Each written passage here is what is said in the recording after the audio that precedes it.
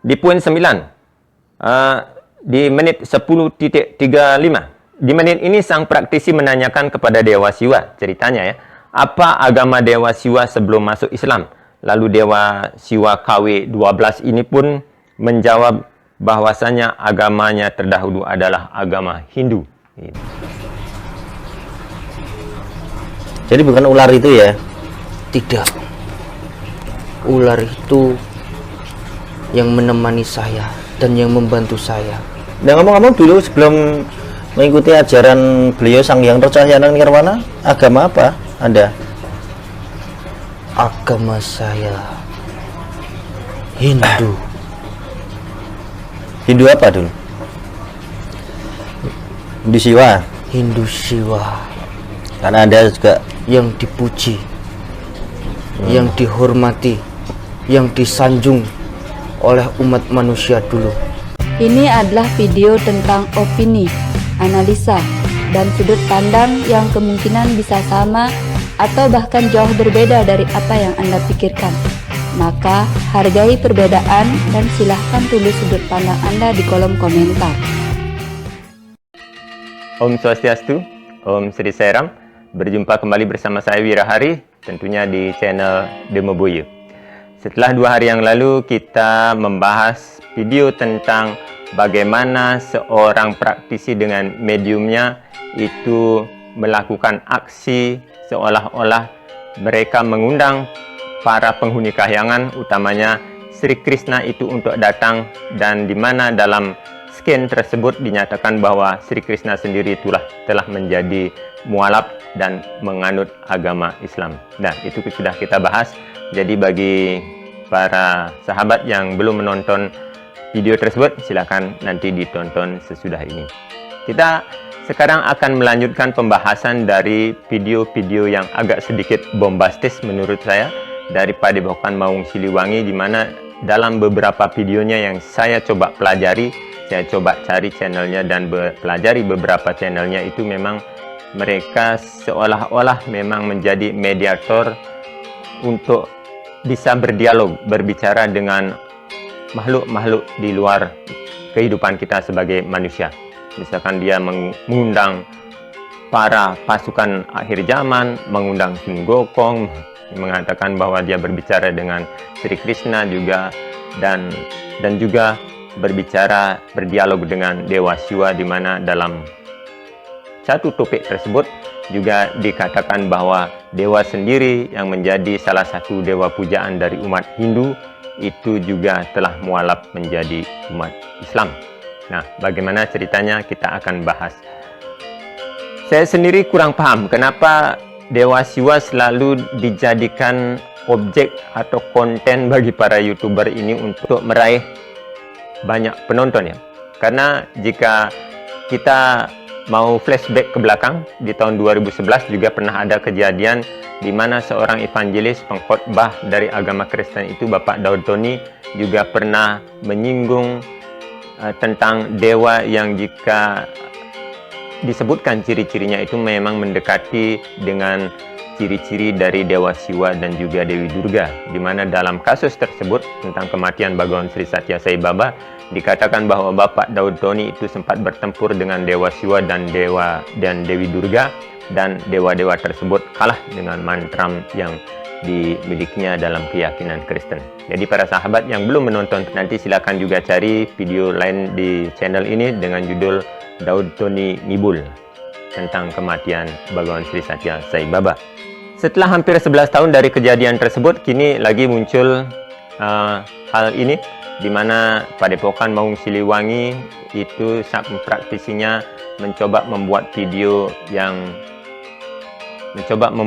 di mana Dewa Siwa katanya diundang, dihadirkan dalam hal tersebut, di mana Dewa Siwa memberikan beberapa petunjuk yang dalam pemahaman dan pengamatan saya sudah pelajari, saya menemukan ada sekitar 16, mungkin lebih ya, tapi saya rangkum menjadi sekitar 15 atau 16 poin saja yang perlu kita bahas untuk hari ini, agar bisa dijadikan perenungan untuk kita bersama.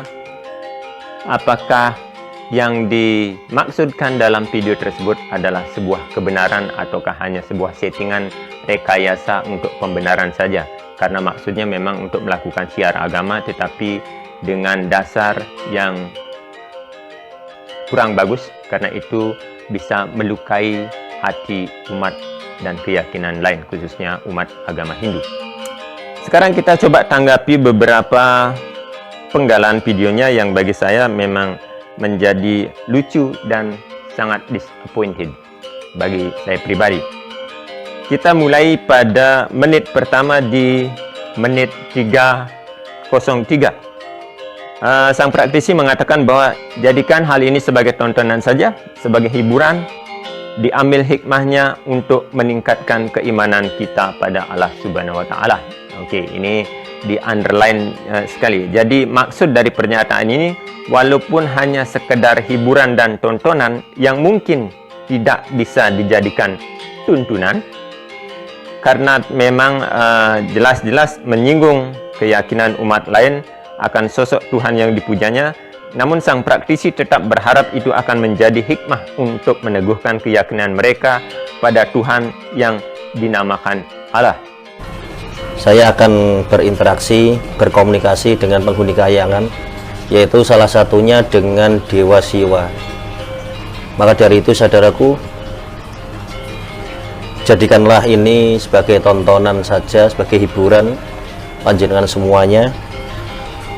Siapa tahu bisa diambil hikmah dan pelajarannya, bisa diambil sisi positifnya ya, dan bisa untuk menambah keimanan kita kepada Allah Subhanahu wa Ta'ala. Berarti Tuhan di semesta ini ada banyak dia. Ada Tuhan yang menciptakan khusus umat yang beragama Islam, ada Tuhan yang menciptakan agama Kristen, dan juga ada Tuhan yang menciptakan agama Buddha, Sikh, Jainisme, Taoisme, Konghucu, dan lain-lain. Ini bagi saya kedengaran agak lucu saja. Karena dalam pemahaman saya, there is only one God and He is omnipresent. Hanya ada satu Tuhan yang menciptakan seluruh semesta dan entitas kehidupan di bumi ini. Kita semua itu menjadi anak-anak yang sama. Kita sesungguhnya adalah satu saudara dengan satu Bapa yang sama, yakni Tuhan Yang Maha Esa, yang mana kita sebut dan kita namai berbeda-beda menurut agama dan keyakinan kita. Ada yang menyebutnya sebagai Allah, ada yang mengatakan sebagai Roh Kudus, ada yang mengatakannya sebagai Rama, Krishna, Shiva, dan lain-lain. Jadi bagi saya there is only one God and He is omnipresent. Selanjutnya di menit 3:43, dalam mediumisasi yang sering dilakukan itu bukanlah kebenaran mutlak, tetapi kita harus pintar-pintar memfilter diri agar tidak terjerumus, karena kita diciptakan oleh Allah sebagai makhluk yang sempurna, maka kita juga harus bisa berpikir jernih dan positif, sebab kebenaran mutlak itu hanya milik Allah Subhanahu wa Ta'ala. Nah, itu disampaikan oleh praktisi tersebut di menit 3:43. Jadi dalam proses mediumisasi yang sering kita lakukan, itu bukanlah kebenaran mutlak, tetapi kita harus pandai-pandai untuk menfilter diri, mensaring agar kita ini tidak terjerumus. Karena kita diciptakan oleh Allah dalam bentuk yang sempurna, maka kita harus selalu berpikir yang jernih, yang positif, dan kebenaran mutlak itu hanya dari Allah Subhanahu wa Ta'ala. Tanggapan saya adalah, oke, pesan ini saya setujui dan bagus sekali. Sang praktisi juga dengan sangat pintar menata kata, menyembunyikan maksud yang diselipkannya. Pertama, dia mengakui bahwa hal yang dikerjakannya itu bukanlah kebenaran mutlak, sehingga penonton harusnya pintar dan jeli untuk memfilter agar tidak terjerumus oleh kebohongan. Kan itu yang dikatakannya.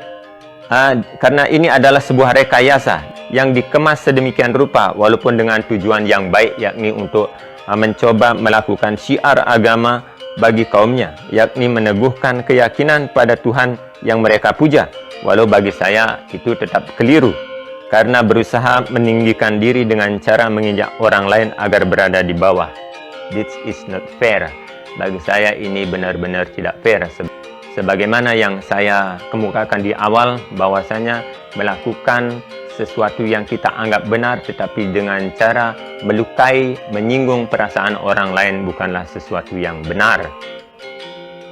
Di poin ketiga, ini di menit 5.42, sang praktisi kembali berkata, seperti biasa, ketika praktisi ini beraksi untuk menurunkan roh, energi atau apapun namanya ke tubuh mediator ini, ia selalu meminta agar jika ada jin, siluman, fasik yang akan memberikan keterangan palsu yang akan mengaku-ngaku sebagai dewa Siwa yang asli, karena pada saat ini, seperti yang kita bahas ini, sang praktisi itu berusaha menurunkan dewa Siwa katanya ke tubuh sang mediator yang ada di depannya. Jadi jika ada roh-roh lain, sebangsa jin, setan, fasik dan lain sebagainya yang mencoba untuk turun dan menyaru, mengaku-ngaku sebagai dewa yang asli, ia berdoa kepada Allah agar tubuhnya itu segera terlempar ke neraka jahanam. Hus. Dengan izin Sang Hyang Roh Cahyaning Nirwana, saya minta dihadirkan Dewa Siwa yang dari kayangan yang asli untuk komunikasi masuk ke dalam wadah jasadnya mediator yang ada di depan saya. Ya Allah, ya Allah, sallallahu alaihi Muhammad.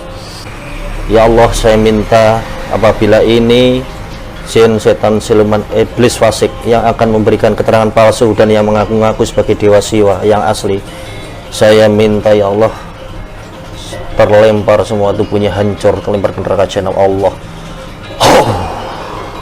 Ya, ini adalah trik yang bagus sekali bagi saya untuk lebih meyakinkan penonton bahwasannya yang datang itu adalah benar-benar sosok dari Dewa Siwa, bukan yang lain, bukan yang kawi-kawian ya. Sebab sang praktisi itu telah berdoa pada Allah agar jika ada siluman, iblis, setan atau makhluk lainnya yang mengaku-ngaku sebagai Dewa Siwa yang asli, agar tubuhnya segera dilempar ke neraka jahanam. Jadi mereka yang meyakini bahwa doa pada Allah dengan menyebut nama Allah itu adalah sebuah keniscayaan, pastinya akan mempercayai ya. Tapi tunggu, izinkan saya bertanya kepada Anda. Sungguhkah setiap doa yang kita panjatkan kepada Tuhan dalam nama Allah, Kristus atau lain sebagainya, semua doa itu dijabah dan dijawab oleh beliau yang satu sesuai dengan harapan dan keinginan kita? I don't believe. Saya benar-benar tidak percaya. Tidak semua doa dan pengharapan yang kita inginkan itu akan dijawab dan dijabah oleh Tuhan. Apalagi itu berkenaan dengan doa-doa yang menimbulkan efek ketersinggungan, luka batin bagi saudara-saudara yang lainnya dalam keyakinan yang berbeda. Jadi silakan jujur pada diri Anda sendiri. Apakah doa untuk menyusahkan orang lain atau makhluk lain yang adalah juga ciptaannya akan dikabulkan oleh Bapa yang sama bagi semua makhluk? Silakan nanti direnungkan kembali. Kemudian ada di poin keempat, di menit 6.06, ini ketika sosok yang diyakini atau disettingnya sebagai Dewa Siwa itu hadir, Dewa Siwa langsung menyapa dengan salam Islaminya. Assalamualaikum. Assalamualaikum warahmatullahi wabarakatuh. Waalaikumsalam warahmatullahi wabarakatuh. Ada perintah apa Raden Mas memanggil saya turun ke bumi ini? Ya, terima kasih sebelumnya kepada Anda. Tapi sebelumnya tolong diperkenalkan dulu agar kita dan saudara-saudara kita tahu panjenengan itu siapa. Saya yang disebut dengan nama Dewa Siwa, dan saya turun ke bumi ini bersama ular saya yang dikenal dengan nama Basuki.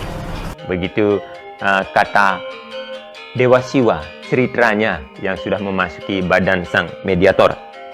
Jujur, hal ini sangat menggelikan sekali ya. Jadi karena di awal Anda mengatakan bahwa tayangan ini hanya sekedar tontonan dan hiburan belaka, jadi izinkan saya atau kami, para penonton yang lainnya, untuk tertawa sejenak.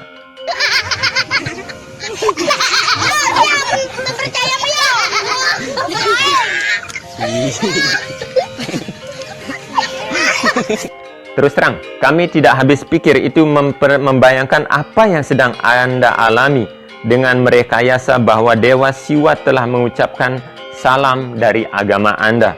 Padahal mengucapkan pangenjali umat Om Swastiastu saja sebagai kami di Hindu Bali itu, kami tidak pernah mendengarkan Dewa Siwa melakukan hal tersebut. Jadi itu tidak pernah.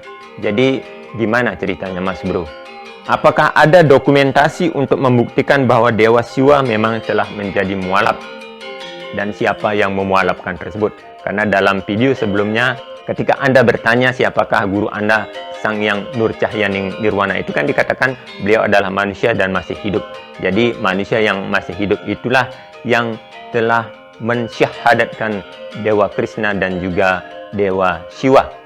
Itu tentu ada dokumentasinya tentunya. Kalau dia hidup tentu ini kita tahu alamatnya di mana, nomor kontaknya berapa. Jadi tolong itu nanti diklarifikasi. Selanjutnya di poin kelima, di menit 6.47 diceritakan bahwa Dewa Siwa itu telah datang bersama ularnya yang bernama ular Basuki. Nah, ini sebagai umat Hindu dari sejak dalam kandungan, sudah karena orang tua saya menganut agama Hindu, jadi saya beragama Hindu. Itu kok baru tahu ya ceritanya kalau ular yang melilit leher Dewa Siwa itu bernama ular Basuki.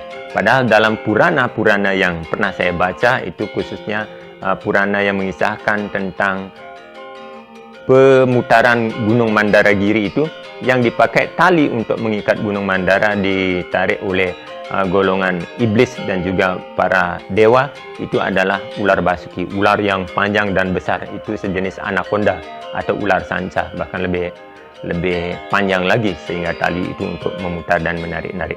Sedangkan yang melilit leher Dewa Siwa itu adalah jenis ular kobra yang kecil, yang memiliki kepalanya, kalau mau menyemburkan bisa, itu tudungnya akan mengembang.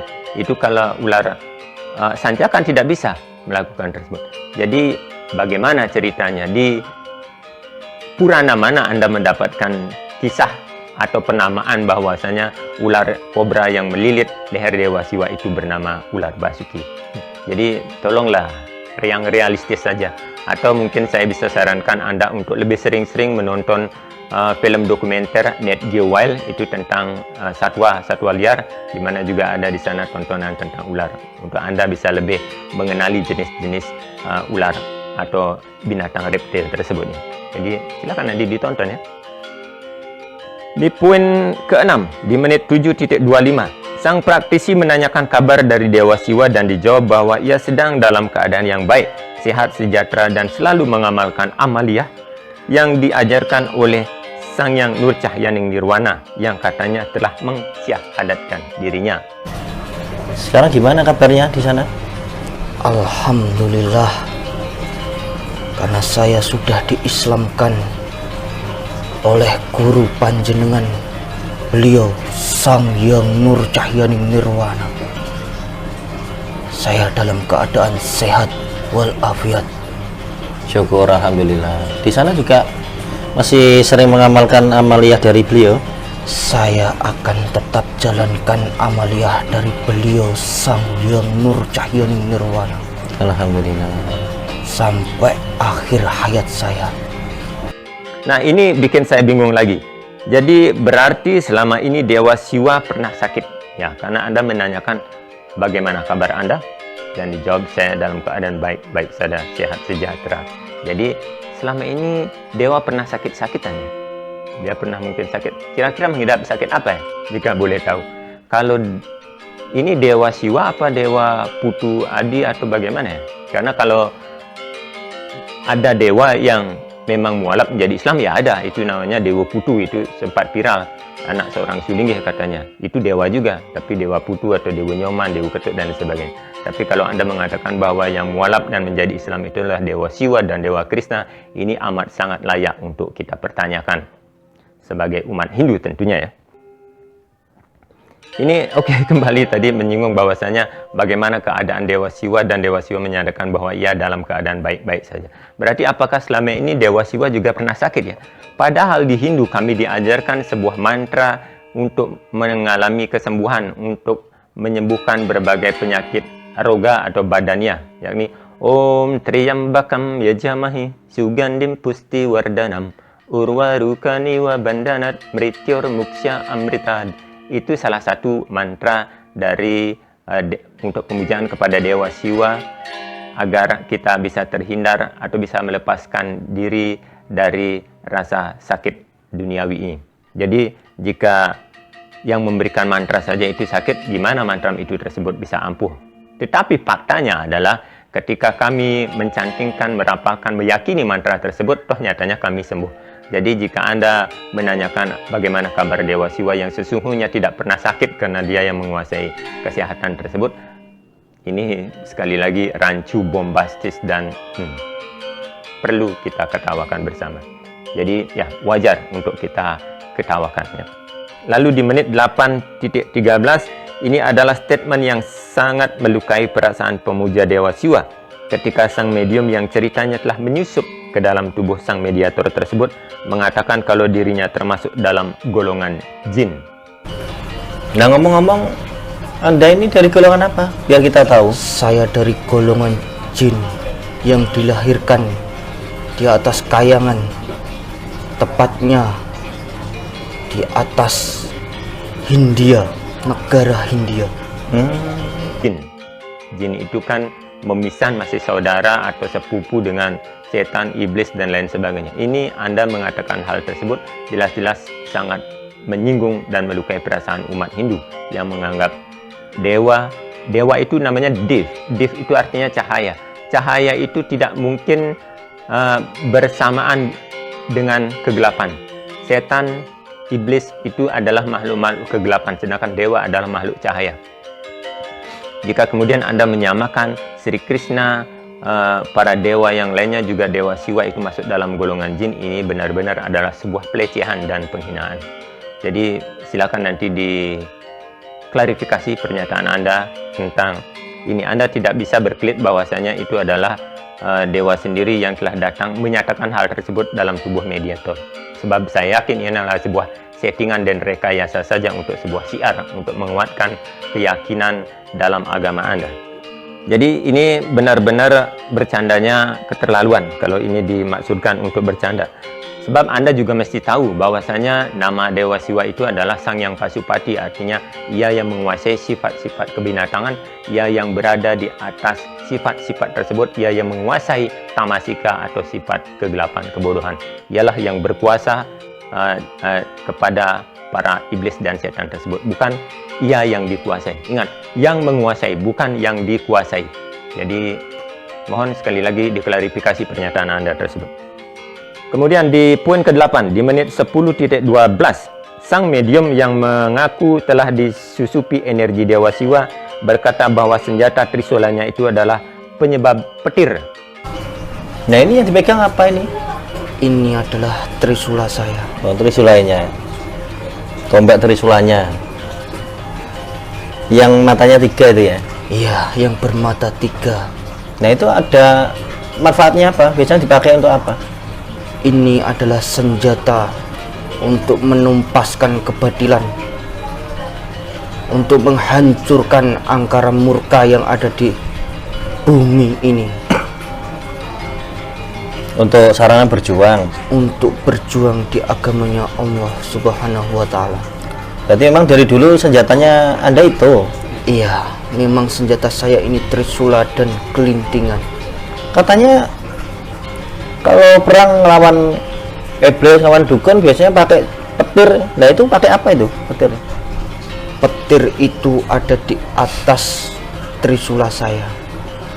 Jadi ketika trisula saya luncurkan, itu akan menimbulkan petir yang sangat dahsyat, yang akan menghancurkan semuanya.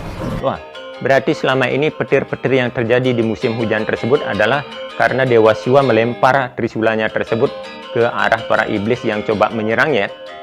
Tetapi logikanya, kalau Anda mau menggunakan akal sehat yang diberikan oleh Allah, Tuhan Anda itu, apakah ketika musim kemarau tidak ada petir?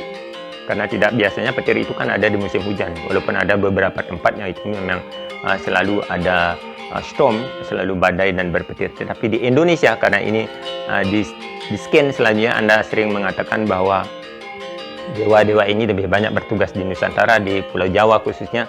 Jadi kita berbicara dalam skup Indonesia Nusantara saja. Di Indonesia kita memiliki dua musim, yakni musim hujan dan musim kemarau.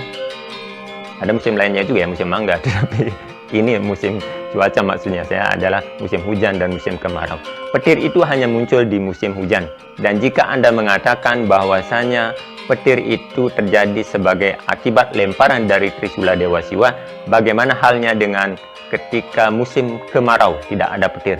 Apakah para dewa dan para iblis sedang melakukan gencatan senjata perdamaian sehingga tidak ada petir di sana? So, kembali, mari berpikir secara lebih realistis.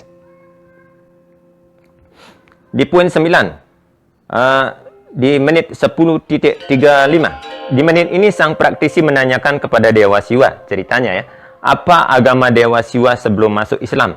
Lalu Dewa Siwa KW12 ini pun menjawab bahwasanya agamanya terdahulu adalah agama Hindu. Jadi bukan ular itu ya? Tidak. Ular itu yang menemani saya dan yang membantu saya. Nah, ngomong-ngomong dulu sebelum mengikuti ajaran beliau Sang Hyang Nurcahyanang Nirwana, agama apa Anda? Agama saya Hindu. Hindu apa dulu? Hindu Siwa. Hindu Siwa. Karena Anda juga yang dipuji, yang dihormati, yang disanjung oleh umat manusia dulu. Lali, Hindu apa? Hindu Siwa. Saya baru mendengar bahwasanya ada Hindu Siwa ya. Kalau selama ini ada Hindu Bali, Hindu Nusantara, Hindu global yang mungkin ada, tetapi Hindu Siwa bagi saya tidak. Bagi saya baru pertama mendengar ini. Ini juga pertanyaan bagi saya, mohon maaf, boleh saya katakan konyol ya. Konyol kenapa? Karena Anda menganggap bahwa para dewa tersebut memiliki KTP atau paspor atau identitas diri yang menyatakan di kolom sana ada yang menyatakan religion, agama Anda lalu diisi Hindu. Sejak kapan itu para dewa dan Tuhan itu memiliki agama, Mas Bro? Tolong nanti difotokopikan, di-scan, di screenshot itu KTP atau paspor mereka, paspor Dewa Siwa terdahulu yang menyatakan bahwa dia dulu adalah beragama Hindu dan saat ini sudah masuk dan memeluk agama Islam. Ini bagi saya pernyataan yang terlalu mengada-ngada dan bombastis. Para dewa tidak memiliki agama apapun, tetapi pengikutnya lah yang membuat agama dan mengkotak-kotakkan, mengelompokkan dirinya menjadi agama A, B, C, D, dan lain sebagainya.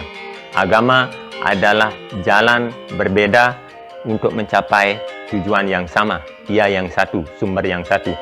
Agama adalah jalan yang berbeda-beda. Jadi jika Anda kembali mengatakan bahwasanya para penghuni kahyangan, para dewa, apalagi Tuhan itu memiliki agama tertentu, identitas diri tertentu, ya layak kembali untuk dipertanyakan. Apakah Anda sudah ke psikiater sebelumnya? Oke, di menit 10, di poin 10, di menit 11.32. Scan dari menit ini, jujur saja, miris sekali ini. Sebab Anda benar-benar melecehkan tamu yang datang. Apalagi jika itu memang benar tamu agung yang Anda undang dan Anda hormati dan dihormati oleh pemujanya. Ibaratnya jika kita mengundang pejabat dari satu daerah, tentu kita juga akan menyambut dan melayani mereka dengan cara yang terhormat dan sopan. Tetapi ini Anda malah merokok dan berbicara santai seperti Anda sedang berbicara, berdialog dengan teman SD Anda, teman sepermainan Anda waktu SD. Saya tidak habis pikir.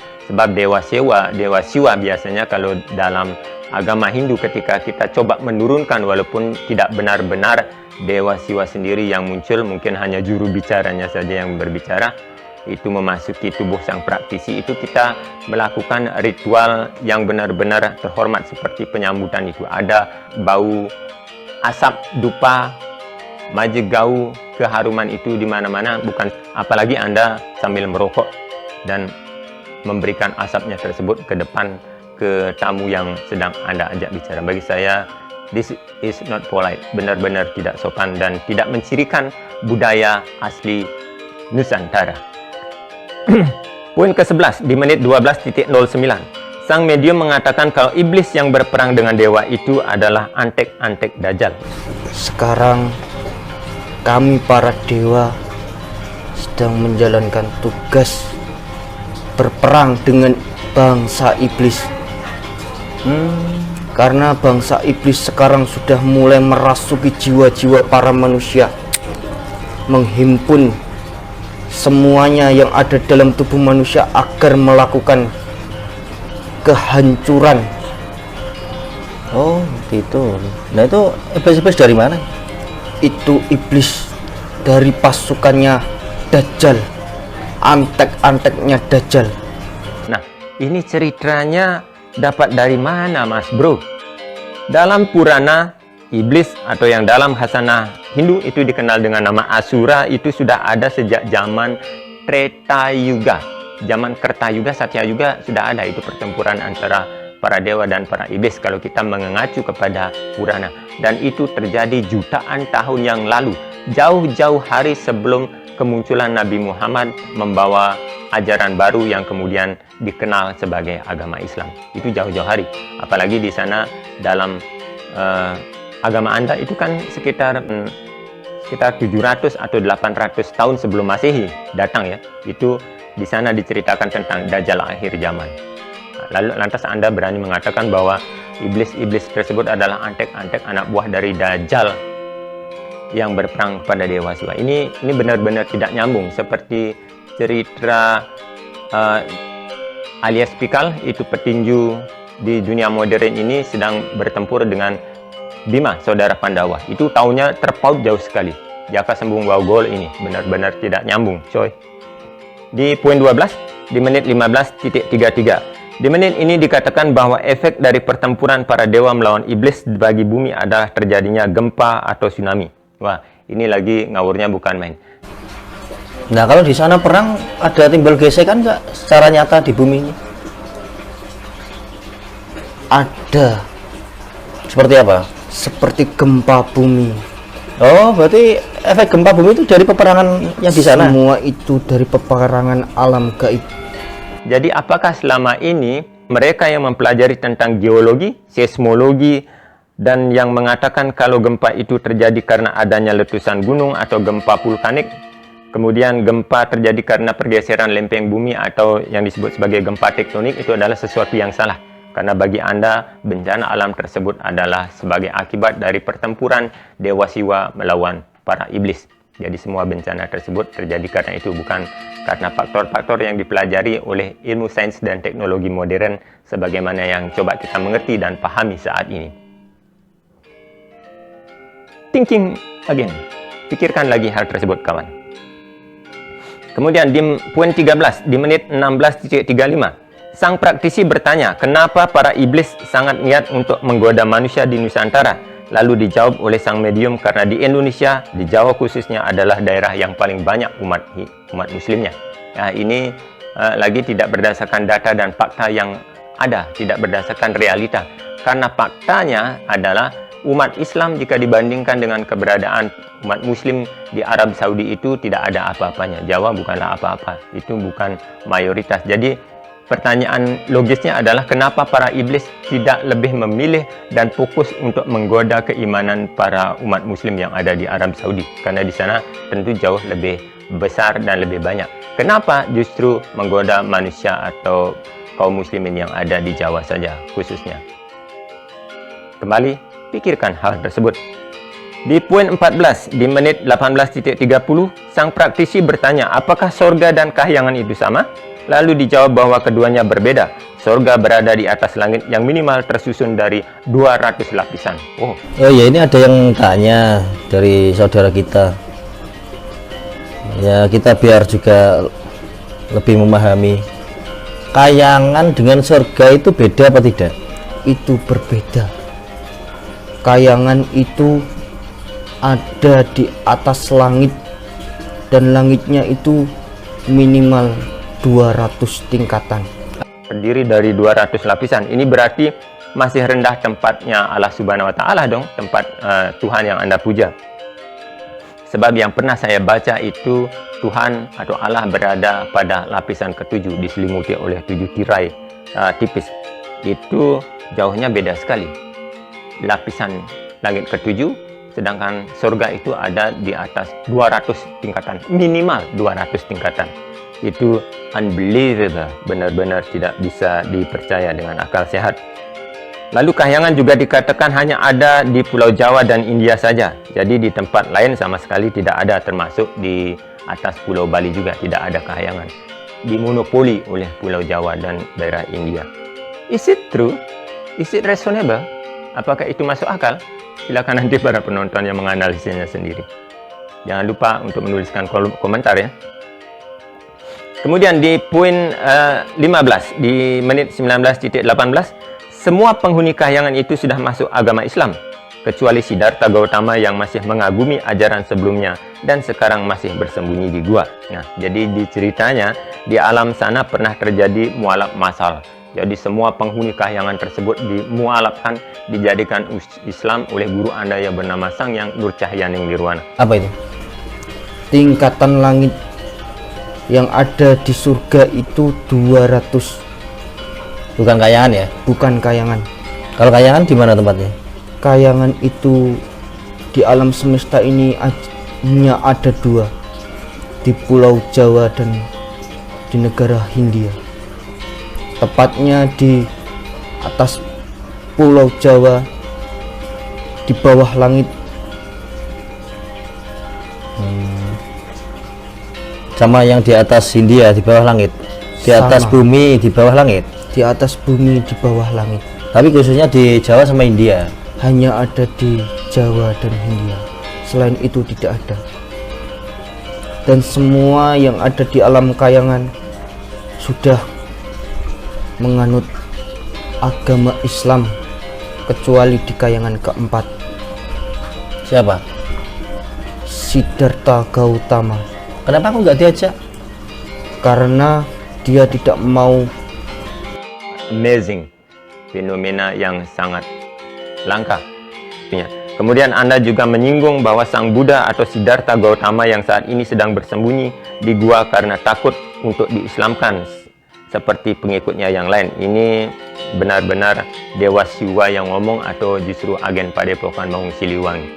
Benar-benar Anda menyinggung semua agama-agama Hindu, Anda singgung agama Buddha, Anda singgung, Anda katakan bahwa Siddhartha Gautama itu lari karena tidak mau diislamkan dan sekarang sedang bersembunyi di gua. Di gua mana itu mereka bersembunyi? Dan Anda juga menyinggung di bagian akhir bahwasanya Dewi Kuan Yin itu juga sudah diislamkan. Nanti kita coba bahas kalau memang ada waktu. Sun Gokong Anda juga katakan sudah diislamkan. Jadi ini parah habis. Anda benar-benar parah bagi saya. Kemudian di poin terakhir, di menit 20.39, sang praktisi menanyakan keberadaan Petruk, Semar, Sri Krishna, dan lain. Apakah mereka nyata? Dan hal ini juga dijawab kalau mereka semua nyata dan masih masuk dalam golongan jin. Nah, sekali lagi, mereka juga sudah masuk agama Islam. Lagi-lagi ini adalah kesalahan fatal yang bisa menjadi bom bunuh diri bagi Anda. Karena Anda menyerempet semua keyakinan Hindu, Buddha, kemudian mereka yang meyakini adanya Semar, Petruk, Gareng, dan tokoh-tokoh pewayangan tersebut, Anda juga katakan mereka telah mualaf masuk Islam. Jadi untuk hal ini saya tidak tanggapi karena saya sudah menanggapi tokoh Sri Krishna yang saya puja di video sebelumnya. Untuk keberadaan Semar, Gareng, Petruk, Dewi Kuan Yin, dan Sun Gokong, ya saya menunggu. Silakan para sahabat yang lain yang meyakini hal tersebut untuk memberikan counter atau tanggapan berhubungan dengan hal ini. Nanti ya mungkin kalau diizinkan bolehlah nanti sewaktu-waktu saya tambahin beberapa saja. Jadi ya itulah beberapa tanggapan yang bisa saya berikan, sampaikan sebagai bahan kajian dan perenungan bagi Anda yang membuat konten hiburan ini. Semoga dengan ini pikiran Anda diluaskan gitu untuk mencari tahu lebih banyak sesuatu yang Anda akan pakai konten YouTube. Saya tidak marah, walaupun sedikit kecewa juga, terluka juga sedikit. Namun sebagaimana ajaran Yesus yang juga pernah saya baca, bagaimana Yesus ketika disalibkan itu juga masih berdoa, masih menyempatkan diri berdoa kepada orang-orang yang telah menzolimi dan berbuat tidak baik kepada dirinya. Sambil berdoa, Ya Bapa yang ada di sorga, maafkanlah mereka karena mereka tidak benar-benar tahu tentang apa yang mereka lakukan. Jadi ya, saya coba berusaha untuk mengerti sisi Anda. Mungkin Anda memang berniat untuk melakukan syiar agama untuk menguatkan keyakinan Anda, walaupun dengan cara-cara yang bagi saya tetap tidak elok, cara-cara yang masih keliru, karena sampai menyinggung keberadaan umat agama lain. Tetapi ya, mungkin Anda memang belum benar-benar mengetahui. Jadi saran saya, lebih banyaklah untuk mempelajari, mencari tahu bahan-bahan yang akan Anda pakai sebagai konten YouTube ini, terutama bahan-bahan yang berseberangan dengan keyakinan Anda, yang menyinggung, menyerempet keyakinan dari agama lain, sehingga tidak menimbulkan ketersinggungan dan juga polemik di masyarakat. Jadi ya, saya berdoa semoga pikiran baik datang dari segala arah. Semoga dengan ini kita bisa belajar bersama bagaimana nantinya kita bisa lebih menghargai kerukunan dan toleransi antar umat beragama. Karena bagaimanapun, yakinlah bahwa kita semua ini bersaudara, berasal dari satu pencipta yang sama, Bapa yang sama yang ada di sana sebagai tujuan kita bersama nantinya. Walaupun jalan yang kita tempuh itu berbeda-beda, cara yang kita pergunakan juga berbeda-beda.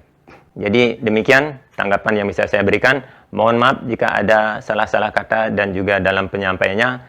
Manusia tidak luput dari salah dan dosa. Jadi mohon untuk dimaklumi, mohon untuk dimaafkan. Terima kasih sudah menonton. Jangan lupa tetap support channel ini agar bisa menyuguhkan video-video yang bisa mengedukasi bagi kita semua. Om Santi Santi Santi Om. Om Sri Sai Ram.